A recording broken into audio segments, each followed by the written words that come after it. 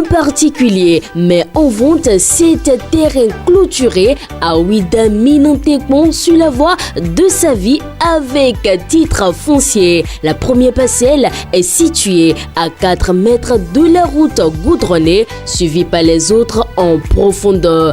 2 des terrains sont clôturés, équipés d'un portail et le prix de chaque parcelle est très compétitif.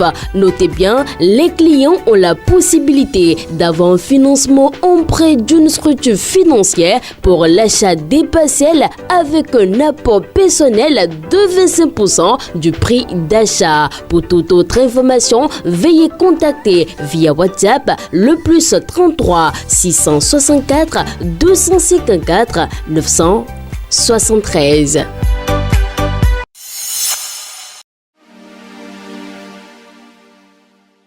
Nous sommes vendredi 22 mars 2024. Amis internautes de Guéri TV Monde et fidèles lecteurs du quotidien Matin Libre, bonjour. Telle petite en manchette, alternance à la Marina en 2026. La main de Talon sera lourde et impitoyable. L'exception qui confirme la règle, c'est Nicéphore Soglo, seul président de l'histoire de la démocratie béninoise à ne pas avoir gouverné en 10 ans et 2 quinquennats. La faute au caméléon Mathieu Kérékou, qui, une décennie après être remonté en haut, ne désigna personne entre son ministre d'État Bruno Amoussou en récompense du match amical salvateur du second tour de la présidentielle de 2001. Son ministre des Finances Abdoulaye Biotchane, entre-temps, passé au FMI, et Boni Yahi, alors président de la BOAD. Mesures en faveur des AME et des expropriés. 2 victoires pour les démocrates. Du Parlement monocolore décrié par tous entre 2019 et 2023. L'Assemblée nationale a vu le retour de l'opposition lors des législatives de 2023. Le Parti des démocrates y a fait son entrée avec 28 députés, conjurant ainsi la triste expérience d'une Assemblée nationale sans opposition, jamais vécue depuis l'avènement du renouveau démocratique. Cela fait déjà plus d'1 an que les députés du parti d'opposition, les démocrates, exercent l'activité parlementaire. Des chantiers suspendus pour défaut de permis de conduire. Autre pour rappel à l'ordre, les contrevenants. Cet article est à lire à la page 9 du quotidien Matin Libre. En visite à la zone économique, Mathis Adjidatou, impressionné par la GDIZ. La zone industrielle de Glodjigbe a reçu ce jeudi 21 mars 2024 la visite d'une délégation du ministère du Travail et de la fonction publique, conduite par l'autorité ministérielle Mathis Adjidatou elle-même. La délégation est allée constater le niveau d'évolution de la zone tout en félicitant ses travailleurs. Phase 2 du projet Equite.